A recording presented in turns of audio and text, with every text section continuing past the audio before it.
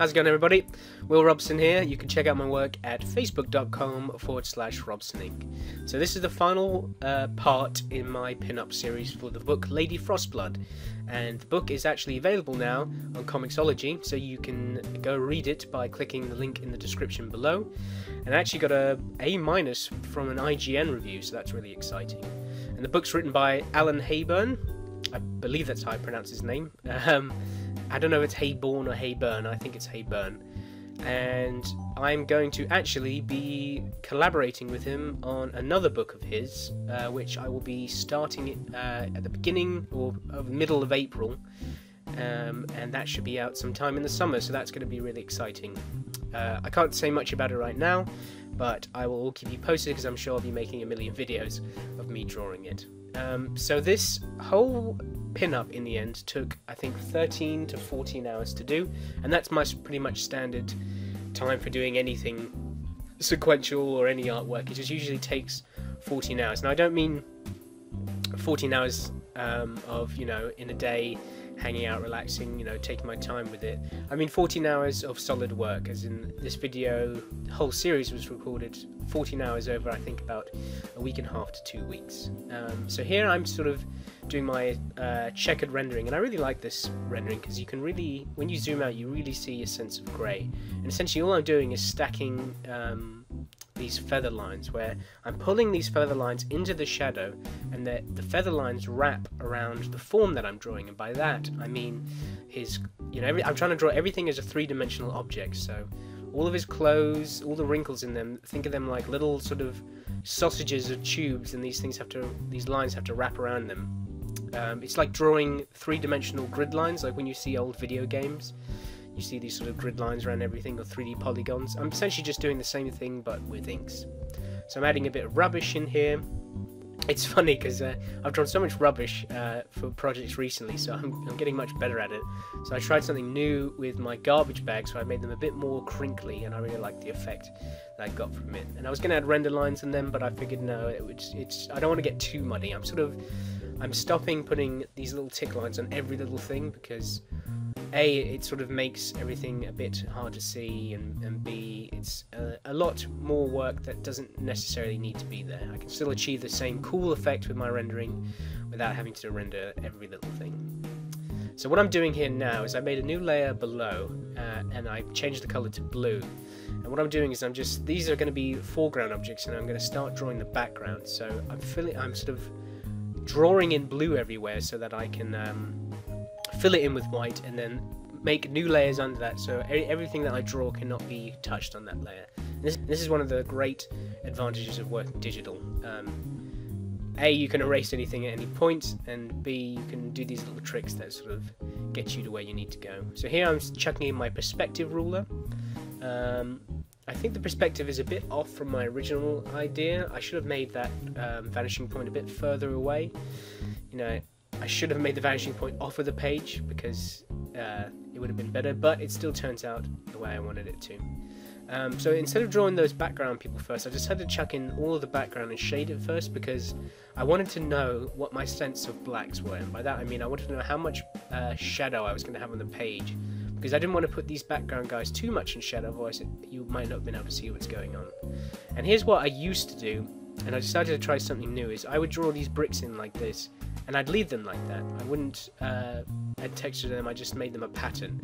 And when I noticed that everything looked a bit flat with my bricks, so what I did this time was I sort of drew in a grid for all of my bricks, and then later on I go over it again with freehand, because bricks, I like to treat them more as an organic material. Now, if I had the foundation of bricks down there, so I know the pattern and all the angles, it's going to look fine, and I really like the way it turned out. I should have made the bricks a little smaller, but it doesn't matter. I think it made the image really pop, and seeing bricks like that always reminds me of Teenage Mutant Ninja Turtles. I don't know why, it's just bricks always remind me of the Turtles.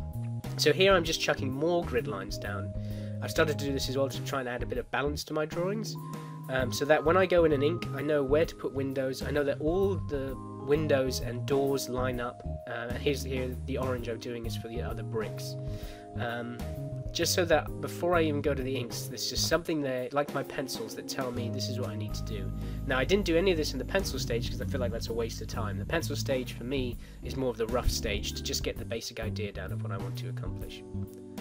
And for reference for this background, all I basically did was I looked at a couple of New York City buildings and windows, and then I actually just received my first Will Eisner book, which was, I think, A Life something, I can't remember, but I bought like his Something from God trilogy, and I just noticed that he was doing some cool stuff with windows in New York City, so I sort of learned how he drew windows and put it into my own work. And then I looked at John Byrne, X-Men, and I was looking at the way he sort of rendered windows, so I've added that. And this is another great thing. This is why I love doing things like pinups or any client work, is now I've sort of decided, right, this is a great example for learning how to do things that I necessarily wouldn't sit down and want to study. Like, of course I want to get better at everything, and especially drawing backgrounds, because I think drawing backgrounds is so important. I feel like too many people just skip backgrounds nowadays and leave it to the colorist, where I think an image really pops when you put a lot of detail into every little thing. And once you learn how to draw things, everything just becomes more fun. Anyway, what was I saying? I got sidetracked. Yeah, well, like for example, I used this pin-up as an excuse to get a bit tighter with drawing cities and laying out cities, and it was really fun. Like, as I said, you know, a lot of people say they hate drawing backgrounds, but I used to hate drawing feet, I used to hate drawing hands, I used to hate drawing women, I used to hate drawing guns. But once I learnt, or I am learning how to do these things better, so what I'm actually producing is higher quality work, it becomes more fun. And doing the way I'm doing it, there's still a sense of doodle to it. I mean, if this was all pencil out and I just had to ink over it, it wouldn't be as fun, and this is such a time saver just to do all this in the inks. Anyway, so this might get a bit confusing with all these different colours, but this makes sense to me with all these grid lines, so I can match up where the windows are, how big each window is, so everything seems symmetrical. So the only thing I'm really not happy with is sort of all the shapes down here. I sort of gave up on windows near the end.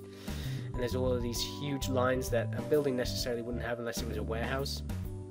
So my only excuse is, yes, she's fighting next to a warehouse, which is possible, but it's not the sort of effect I wanted. But anyway, here we go with the bricks. This was really fun. So on the left-hand side are lighter lines, and on the right-hand side and below you'll see that there's thicker lines. And this is because I already established where my light source is, which is above her and to the left more.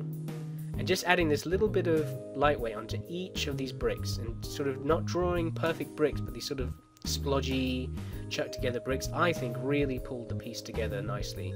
And it makes you can see the thin to thick lines there. It just makes it pop more. It's adding all of that three-dimensionality, which is not a word, but it's the only way I can describe it. And this is where I put way too many sort of, like, the lines I used to lay out my bricks were too thick, and I sort of, like, see here, these bricks are too thick, but it's not noticeable.